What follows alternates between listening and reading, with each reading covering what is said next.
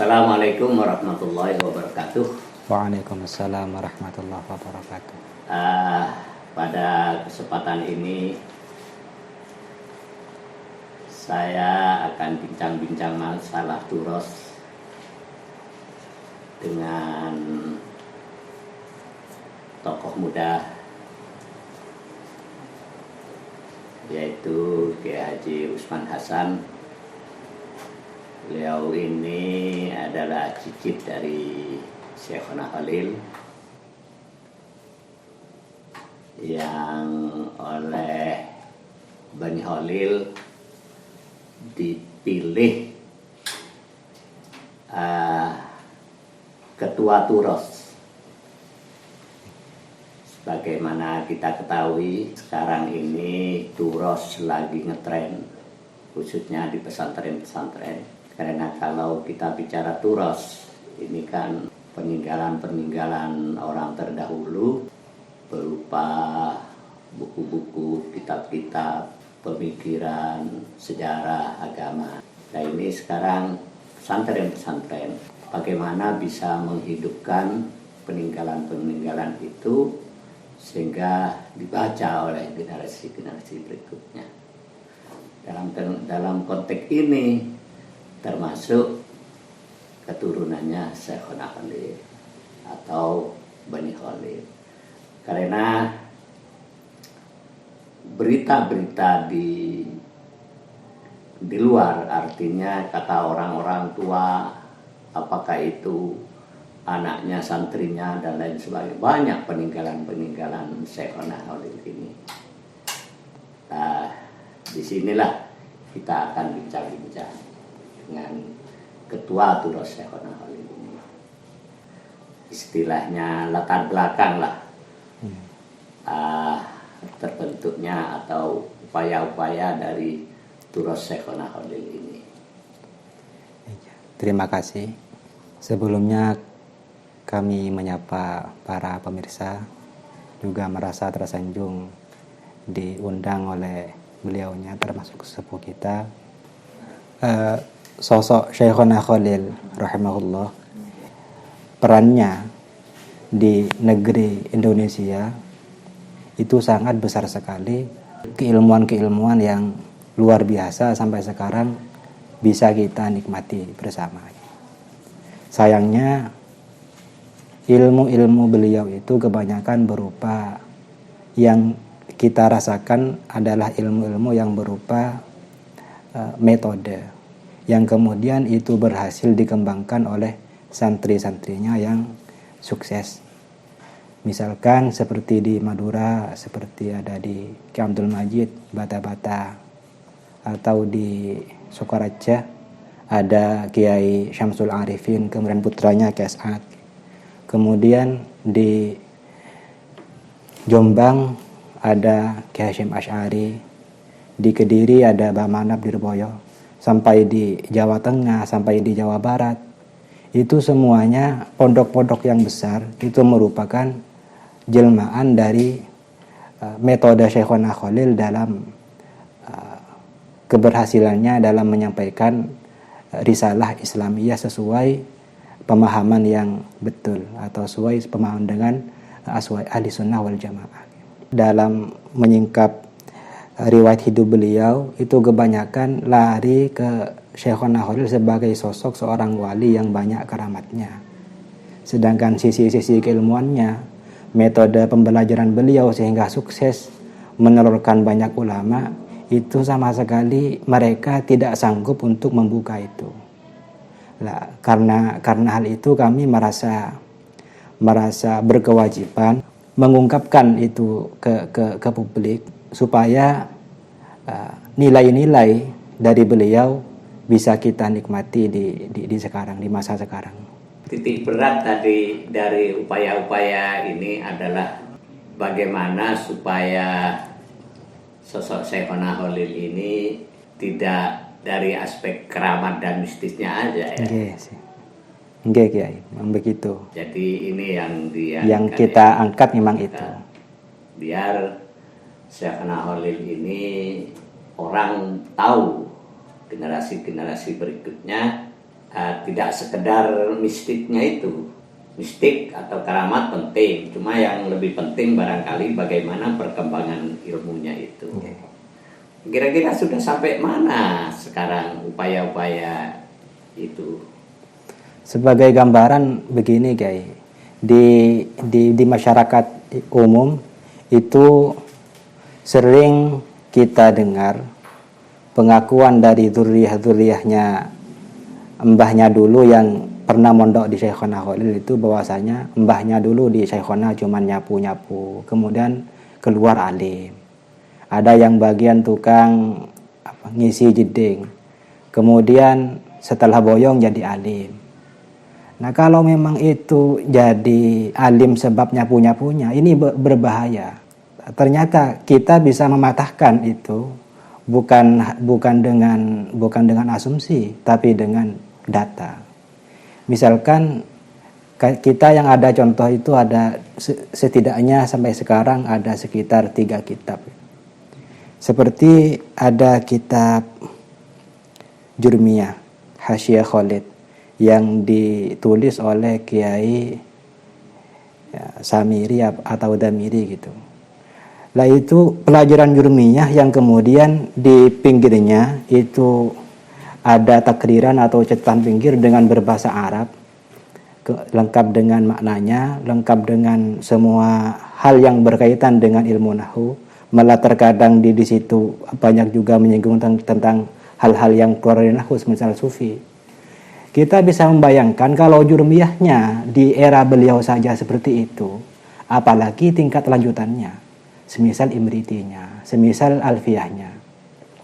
Itu pertama. Kedua, ada di tempat kami, yaitu di Pondok Pak Agung. Itu ada namanya Ki Ismail, yang kemudian menurut versi cerita turun-temurun, itu beliau di Dembangan itu nyolok, yakni berangkat dari rumah, kemudian mengaji di kiai, kemudian pulang lagi dan seterusnya begitu sampai 3 tahun.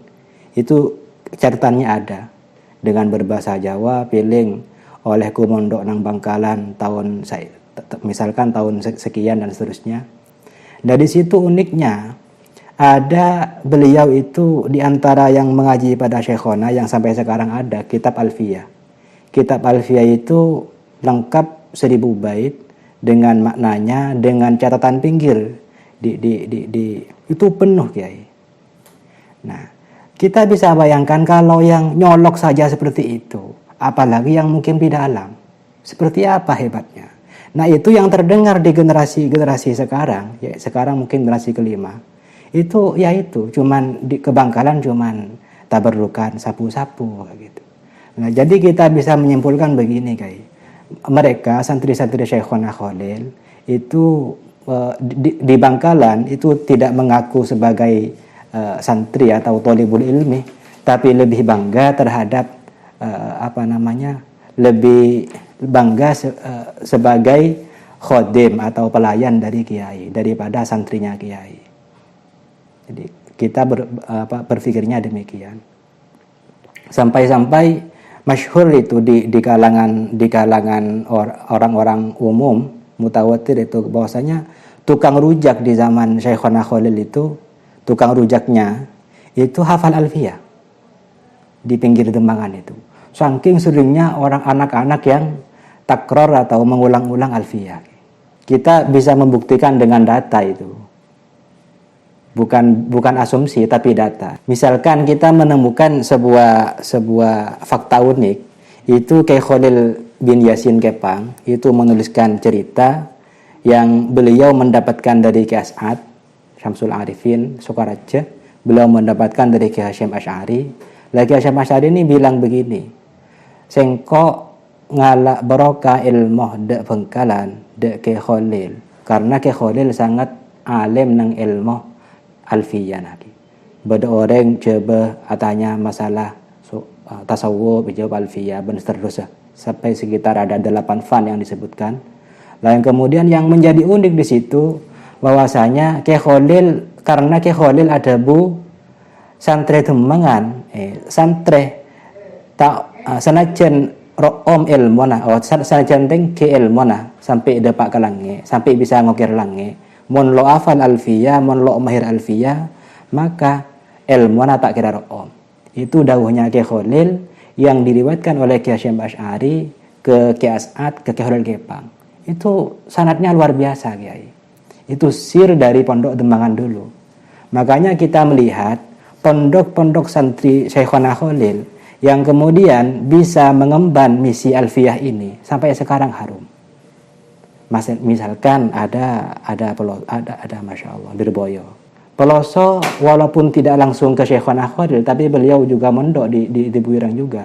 Sampai sekarang mempertahankan alfiyah. Di Sarang begitu juga. Dan banyak tempat yang bila misi ini mahir alfiyah, hafal alfiyah ini bisa diemban, maka kejayaan akan diraih. Walaupun tempatnya itu non kelenon tisah. Misalkan ada di ujung gunung, kok kiainya bisa begitu, insya Allah harum, walaupun sampai sekarang. Jadi ada benarnya juga itu ya, karena saya ini kan alumni Tebuireng. Okay. Jadi saya mondok di Tebuireng itu masuk tahun 74, keluar tahun 79. Nah pada tahun itu, kalau ibtidaiyah istilahnya, diniyah, itu sudah selesai jurmiyah dan mutamimah. Akhirnya masuk ke sanawiyah. Nah sanawiyah itu alfiyah 3 tahun selesai. Jadi memang betul kalau dikatakan seperti itu. Nah pada perkembangan selanjutnya lalu sanawiyah lebih menerima pelajaran-pelajaran dari Kementerian Agama, maka mungkin alfiyah itu lalu tidak masuk pada tataran yang diprioritaskan. Di situ. Kembali kepada masalah turos. Sudah sampai di mana upaya-upaya mengumpulkan pemikiran-pemikiran, kitab-kitab Syekhona Khalil? Jadi hanya tentang warisan keilmuan beliau yang menjadi pusat kita. Sedangkan yang selain dari itu, misal berupa tanah, berupa jubah, yakni berupa materi yang bukan berkaitan dengan keilmuan, itu sebetulnya kita tidak akan melangkah ke sana. Sampai sekarang alhamdulillah Kiai sudah ada 5 kitab judul dari Syekhona Khalil yang terbitan Turos sendiri. Kalau dikumpulkan dengan terbitan Syekhona Khalil yang sudah terdahulu, itu ada Matnu Syarif dengan Asila, berarti sudah 7 buah kitab dari Syekhona Khalil. Ini kita terus bergerak ke sana karena yang berhasil Turos himpun itu kan ada sekitar 21 judul, Kiai. Ada alfiyahnya juga, ada Masya Allah, ada Tafsirul Khalil, Tafsir Khalil juga. Dan menariknya lagi, kita itu ketika berinteraksi dengan kitab Syekhona Khalil itu merasa kita itu hubungan batinnya itu luar biasa. Karena beliau itu sangat ketahuan, sangat jelas sekali keimaman beliau dalam hal menulis, dalam hal membaca, menafsiri kalimat. Sehingga beliau itu cara metodenya itu lebih pada intinya cara santri supaya paham dengan cara apapun. Terkadang dengan cara kayak dhamir yang tidak sering disebutkan, misal utawi yawiku misal, tidak ada rujuknya. Itu banyak seperti itu.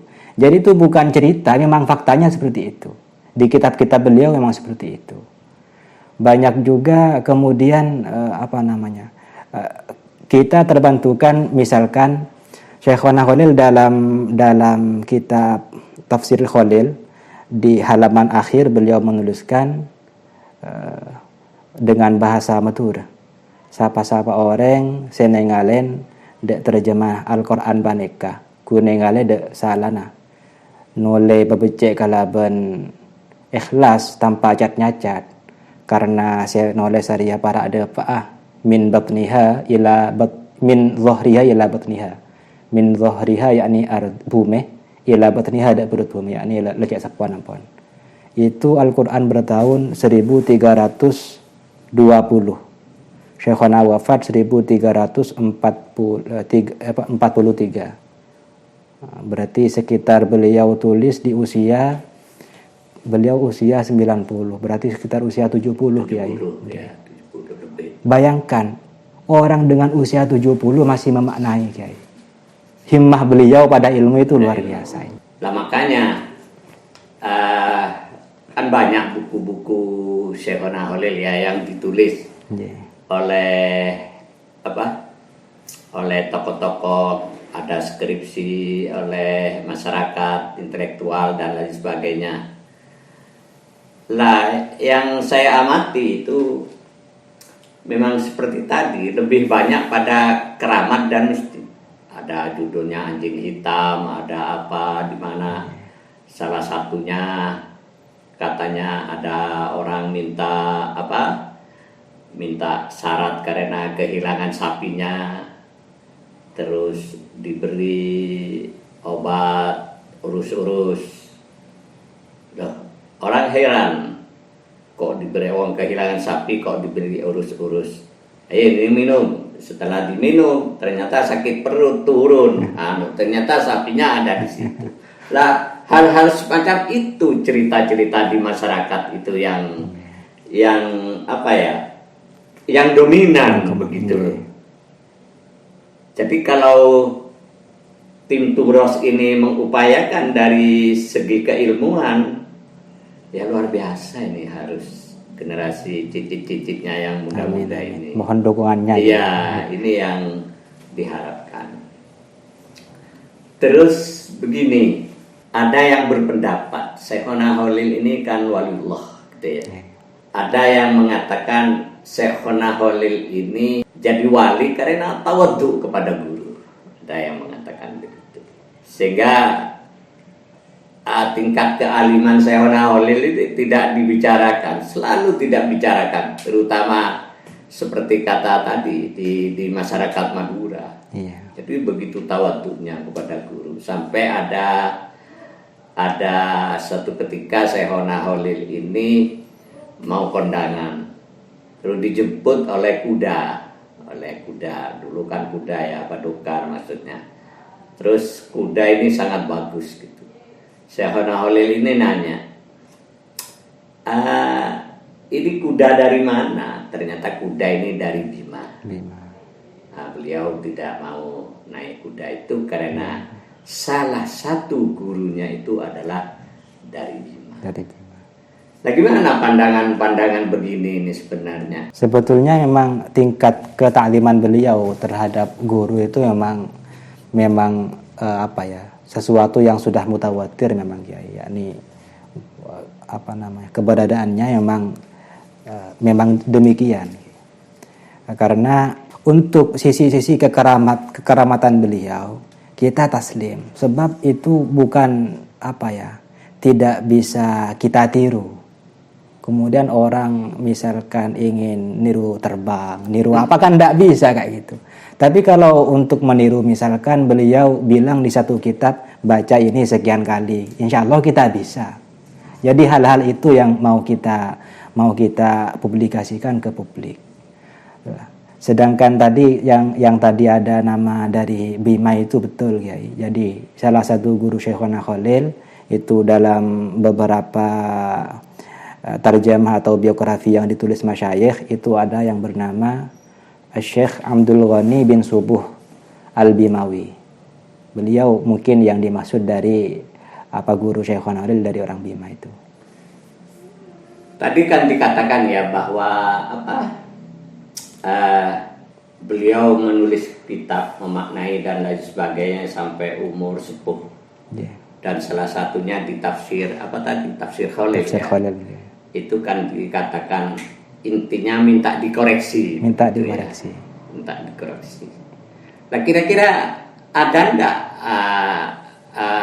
orang-orang yang baca, apakah itu ulama atau kiai sehingga mengoreksi ada kekeliruan dari kitab itu, gimana? Ini sepertinya sama dengan ketika Imam Syafi'i berkata, idza shahal hadits fahuwa madhhabi. Ketika hadis itu sahih, ya itu mazhab saya. Nah, tapi Imam Nawawi mengomentari dawuh beliau tidak mentah-mentah, kemudian ketika ada hadis sahih kemudian Imam Syafi'i dawuh A misal, sedangkan hadis sahih B misalkan. Itu tidak mentah-mentah begitu. Ada persyaratannya yang sehingga bisa menggagalkan dawuh Imam Syafi'i itu. Nah, maksud beliau dari Imam Syafi'i dan imam-imam yang berkata seperti itu, bahwasanya mereka menerima terbuka, yakni kita adalah manusia biasa, walaupun dengan kapasitas ilmu yang sangat tinggi pun masih dimungkinkan ada kekeliruan. Nah, jadi bagi seseorang yang mengkoreksi, hendaknya ya jangan sampai ada orang TK kemudian mengkoreksi profesor, ada orang SD mengkoreksi doktor dan seterusnya. Kita tidak akan ke sana. Jadi suatu ketika beliau itu menulis yajib, ada di nazam ada yajib, kemudian di bawahnya itu beliau takririn asluhu yajib yaujib begitu. Jadi asluhu yajib yaujib, bukan asluhu yaujibu, tapi asluhu yajibu yaujibu begitu. Kita sependek pengetahuan kita harusnya ini bukan ndak pakai yajibu langsung ke yaujibu. Ini kok pakai yajibu padahal dhamirnya kan sudah ada. Yeah. Nah, itu kita koreksi, kita itu sampai sekitar sebulan lafaz itu tok ya. Sehingga tim yang itu ya. Ya, kita konsultasi ke tim ahli, kemudian kita menemukan ternyata di Alfiyah ada kazurhu khalidan. Zurhu ini ke Khalid, zurhu khalidan. Jadi ada yang memang seperti itu, ada dhamir yang kemudian ditaukiti dengan isim zahir. Di contoh Al-Qur'an pun ada semacam summa yujzahul jazaa'al awfa. Ada dhamir yujzahu di sana, dhamir ha, kemudian ditaukiti dengan al-jazaa'al awfa. Dan subhanallah, kita jadi dawuh beliau yang berupa siapapun yang melihat kitab ini kemudian menemukan kesalahan, koreksi dengan ikhlas, itu maksudnya bukan mentah-mentah kayak gitu, ini keliru, ini ndak juga. Ya, jadi kita harus harus istilahnya hati-hati dalam hal itu. Karena beliau profesor, kita mah TK aja belum jadi. Dalam konteks itu dalam konteks itu enggak. Terus begini, pencarian turos Syekhna Khalil ini apa hanya di Madura, apa tim ini ke kiai-kiai di Jawa dan lain sebagainya? Terus bagaimana respon dari orang-orang yang didatangi ini? Sebetulnya kita bergerak itu semua berdasar informasi. Biar Cak Meturan malah mangkat mamong dia. Jadi Nabi berinformasi, kemudian kita langsung tindak lanjuti begitu, dimanapun tempatnya, atau di Jepara atau di Jawa Barat dan seterusnya. Mungkin di sana ada sisa-sisa Syekhona Khalil, baik yang berupa riwayat dari ayah ke anak sampai ke generasi sekarang misalkan. Kalau masalah yang kita dapat dari zuriyah santri-santri Syekhona itu sangat banyak sekali, Kiai.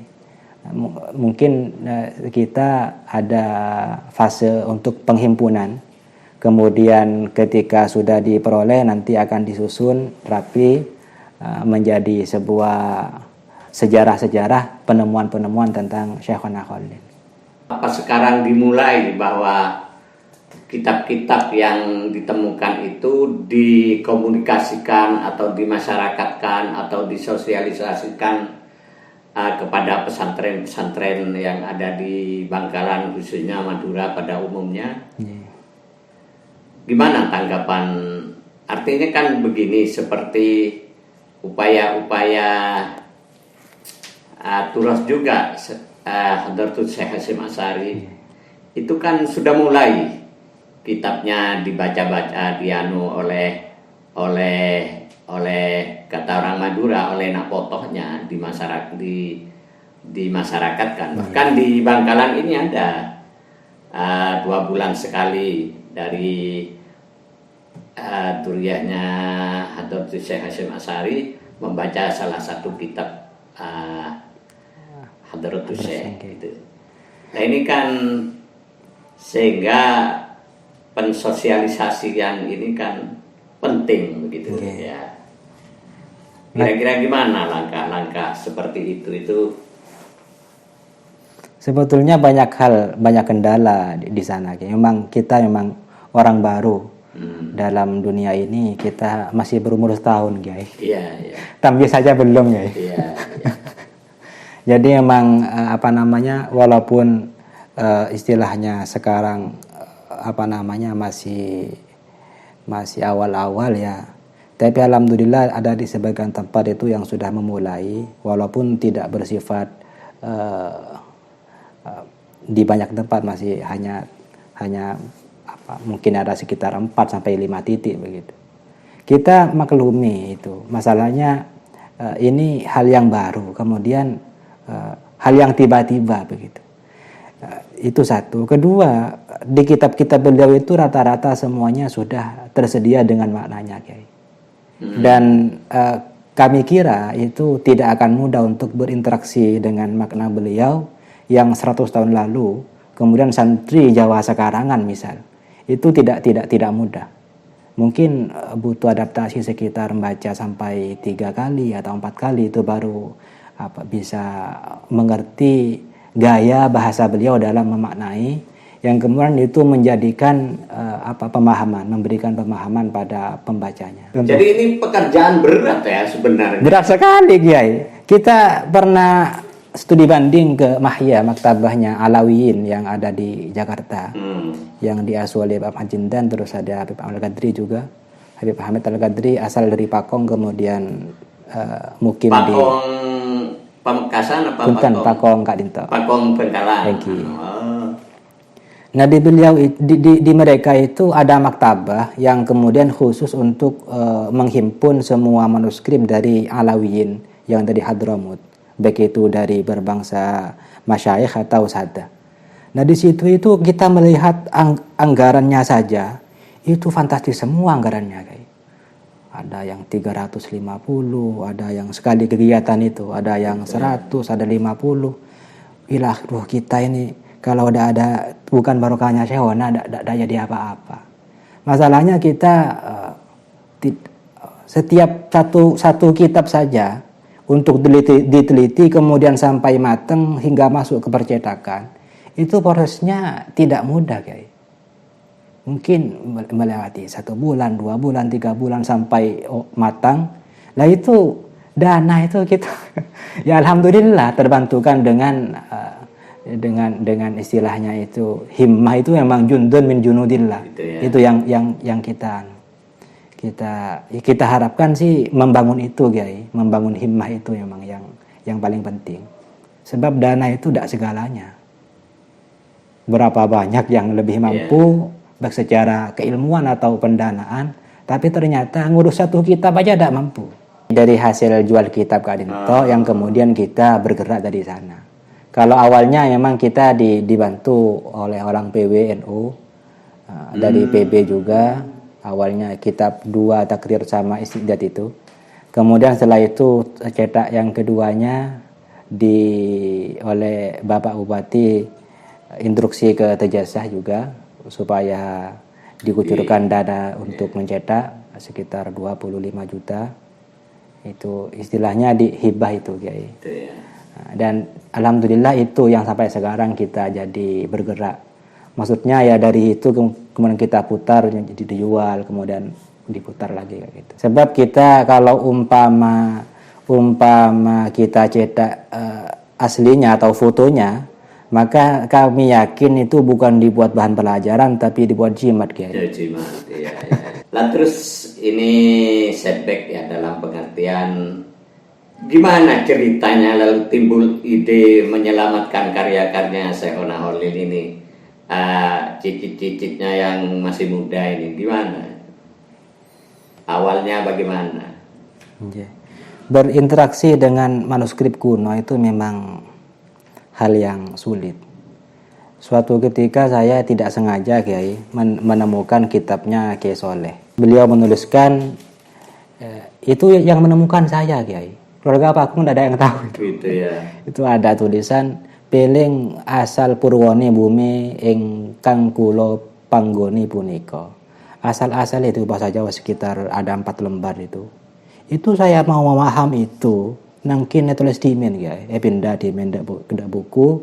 Sekarang abdin kemudian baca mungkin ada sekitar 30 kali saya mengulang itu baru paham ya. Lah awal dari itu saya ada kecintaan ke dunia bahasa kuno itu. Jadi dari situ malah terbuka asal usul Pak Agung itu seperti ini ternyata. Sebelumnya itu udah ada gitu. Dan kami di sesepuh dari pondok-pondok masing-masing itu masyayikhnya juga menyimpan hal yang serupa. Tapi kemudian sama anak potonannya kayak nyangku ke bayi macimat kadin tok ke bayi pajangan tok. Lo emaus kayak ngebadi pajangan. Kadin tok si bahaya sebab lo oneng de tojuna pondu ke de sejarah nah sekadin tuh. Lah sehingga pada suatu ketika kita ada kitab namanya Matlul Syarif Kiai. Itu yang sudah lama sekali beredar. Kemudian kita mau mencari naskah aslinya itu gimana? Wong Bangkalan ini tempatnya. Kemudian kita lacak yang menuliskan malah Ki Abdul Majid bin Tamim. Abdul Majid Tamim, Masya Allah. Raden Abdul, bukan Tabata Kiai, tapi orang Makassar juga. Raden Abdul Majid Tamim mereka nyerat kitab Syekhona Ki Matlul Syarif engki terus Masya Allah asilah engki. Lu kok bisa orang timur yang nyetak? Gimana ceritanya sekali itu? Berarti abdina atanya de keluarganya, ternyata keluarganya pun tidak tahu manau. Ternyata lakar banyak kejadian mati opurnya ketik banyak Kiai. Jadi bapang penulis tangguh, tapi potran kemudian sama sekali tidak tahu apa-apa. Hatta judul kitabnya bapaknya saja tidak tahu. Nah, jadi abdina kemudian mencari itu di Bangkalan, kemudian mendengar kabar dari Imam Makki bahwasanya di Pak Ismail bin Yahya itu kemudian banyak menyimpan kitab Syekhona. Kemudian kita sowan ke sana, ternyata betul banyak kitab di sana. Kita buka satu persatu, ada sekitar 20 judul yang tulisan Syekhona Khalil. Dan uniknya kita juga bisa mencocokkan cerita yang terdengar dengan tulisan Syekhona Khalil di kitab Fathul Qorib itu kalau tidak salah. Ada selembaran begitu Syekhona Khalil menulis. Sengko acul kitab pria 10 sen. Karena jual ke santrinya yang bernama siapa? Masya Allah. Yahya. Bisengko jual 15 sen. Sengko orang apa standi bese banyak otang abung napondu. Itu tulisan Syekhona. Subhanallah kita. Ini beliau sudah menjadi kiai besar. Kemudian tidak mau untuk menarik iuran ke santri-santrinya sudah sukses. Subhanallah. Iya. Itu luar biasa sekali kayak beliau itu. Jadi di Pak Ismail Yahya itu dari abahnya ya? Dari abahnya. Pak Yahya itu. Pak Yahya ya. Kemudian kata jadi beliau Pak Yahya itu santrinya Syekhona Khalil. Santri Syekhona Khalil lagi. Ya.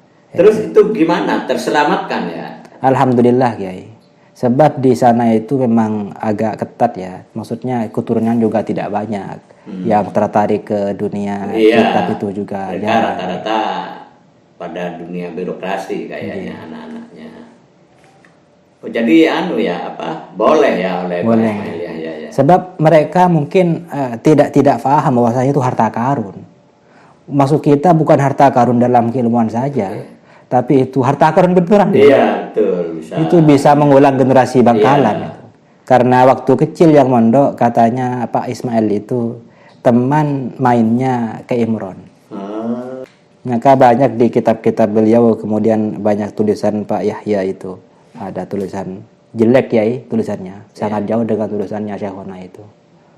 Oh, jadi dia juga nulis jadi. Nulis nggih. di samping-sampingnya Nggih. ya, sebagai tapi kan tetap peninggalan yang bisa dilacak akhirnya. Nggih. Pesantren-pesantren mana saja yang punya peninggalan-peninggalan Syekhona Khalil itu yang bisa diajak berkomunikasi, diajak menghimpun dan lain sebagainya. Ini sudah sampai Semadura kan? Belum, Bangkalan saja belum, Kiai. Belum ya. Kita mempunyai perkiraan kuat karena Syekhona Khalil ini kan ada tiga istri beliau yang berkebangsaan Penghebe, Kiai. Badanya Asad, badanya Nurjati, badanya juga Nyai Arfia, Nyai Arbiah, Arbiah. Lah beliau itu kan non kelenon Syekhona kadento mana riwayat dari nyeling dari Posepona Syekhona Tibi kadento orang Luandi. Tapi kemudian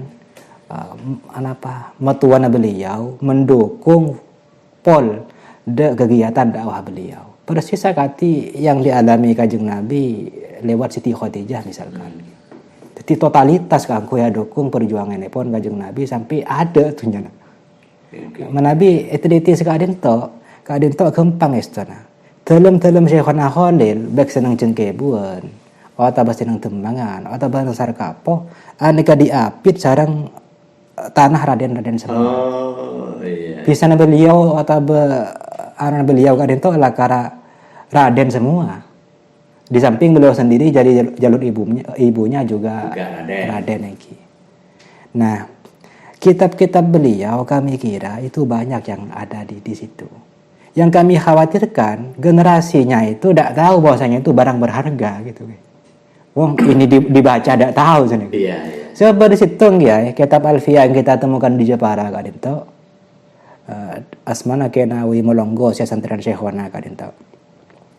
Kitab Alfiyah kadento etoles kalaban Bismil Walad Haji Raden Muhammad Zain bin Raden Damangsari Kebunan Bangkalan. Nah, kita mau tahu ini siapa ini. Nah, kemudian kalau andai kita mau melacak keturunannya siapa, kemudian dalam sepo sih kak Dima. Ini kayak insyaallah kita datang dua, saya kemudian saya pangki boleh. Akati saya pangki nang Pak Ismail kak Dito. Kami kira sangat banyak sekali kitab beliau. Dan kita sangat kuat mengirakan seperti itu sebab kitab saya pangki kak Dito usia beliau rata-rata di atas 50 tahun ke atas. Yakni kalau kita hitung secara kesehatan ini. Kak Dinto usia si ampon le sepo nih kak. Nulis ya. Sedangkan usia belasan tahun, lekoran tahun, 30-an, 40-an, ane ke kilo kita pangki. Berdekat di mana Kak Dinto? Itu tetap dilacak ya oleh tim Turas ini. Nah, kita tidak punya channel ya. Sebab mata-mata ini kepenting ganggu kemudian informasi awal lah. Kita maksudnya tidak mau mengambil kitab itu dari tempat asal, tidak. Kita hanya meminjam kemudian menyeken dikembalikan lagi itu. Sekali itu.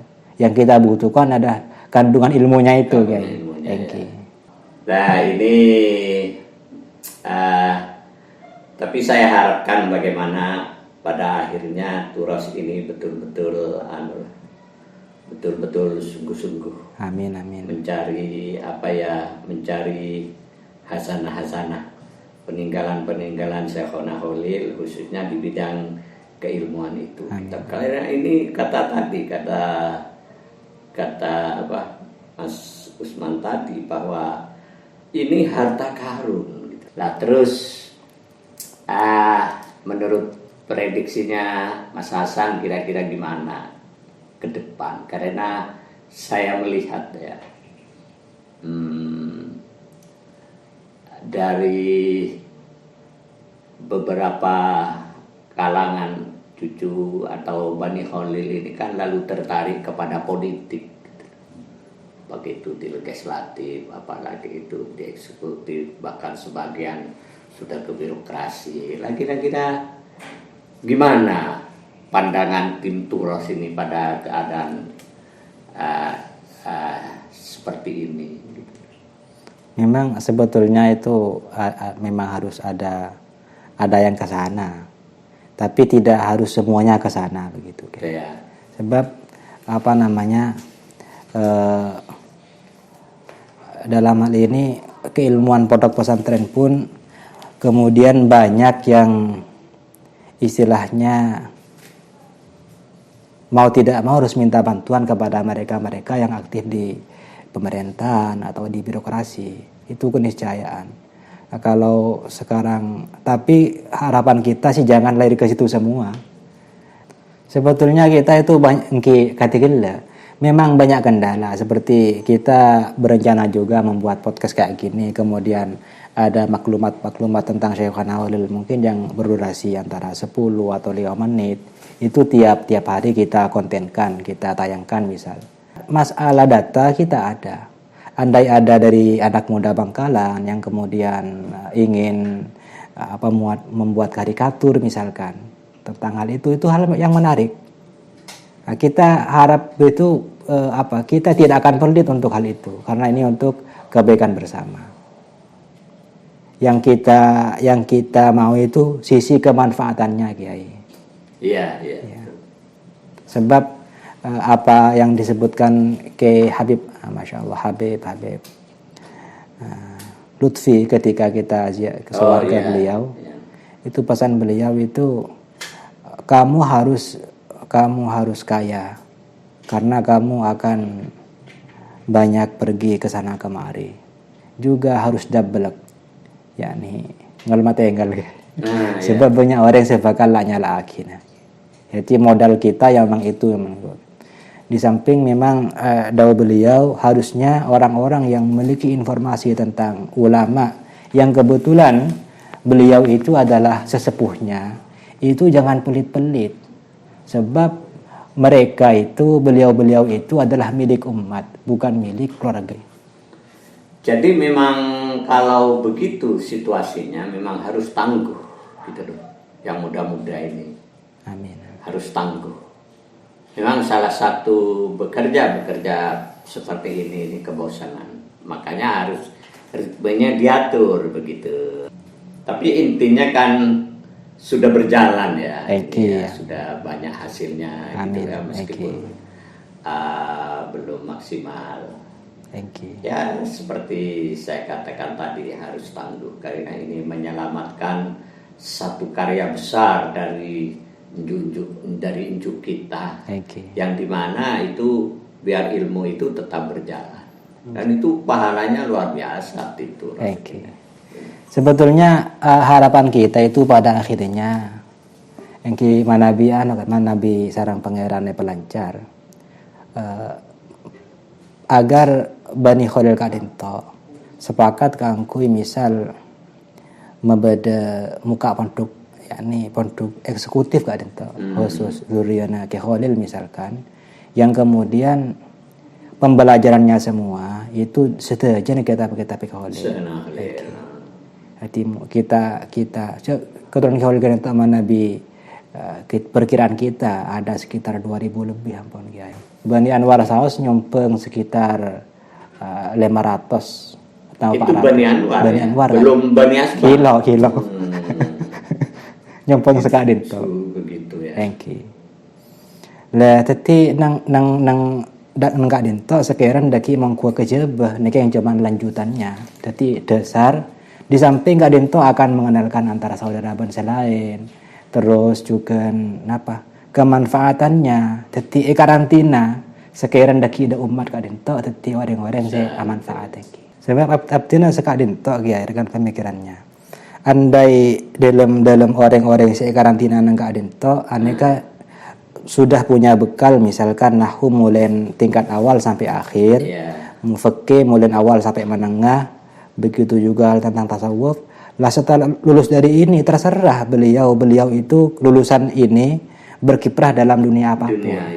Yang jelas di birokrasi jadi orang yang benar, di kantor orang yang dan seterusnya. Ide yang sangat bagus itu.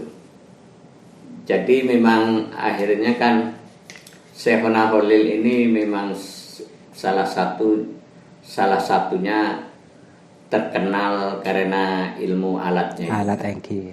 Nah, makanya di situ barangkali nanti harus difokuskan pada ilmu alat. Engki. Itu artinya begini, Pak Majurnia, Sorok, setelah itu Utamima, Imeriti, dan Alfiyah. Nah itu setelah ngelontok.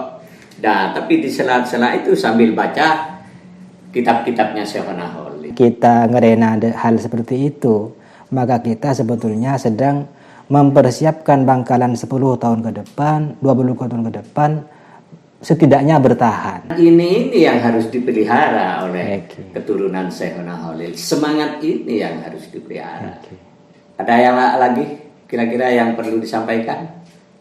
Harapan, kesan, pesan selama turos ini. Banyak hal yang mungkin butuh bantuan. Nah, untuk hal-hal yang kekurangan ini Engki Abdina memohon koreksinya juga, karena Engki sobung se pas tepat to nih kan sobung tadi marga nak adento Engki ngemes apa aja teguran manabi beda tengkau atau keputusan-keputusan yang diambil terus kadento melenceng dari relevan lebih dari sesepuh. Saya kapeng dua mungkin tentang masalah sinergi antar lembaga kadento Abdina sebetulnya masih membangun link-link gitu. Sebetulnya kalau mau serius banyak yang bisa kita lahan kita keangkui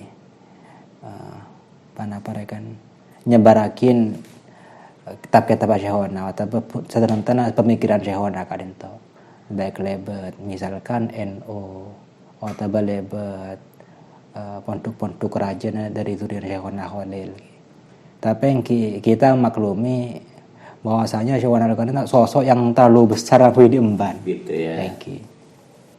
Saya betul-betul berharap jangan putus asa, ya. Jangan harus tangguh, karena ini menyelamatkan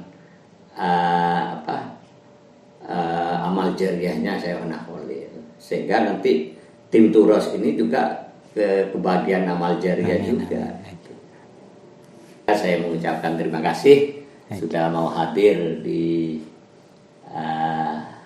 acara ini.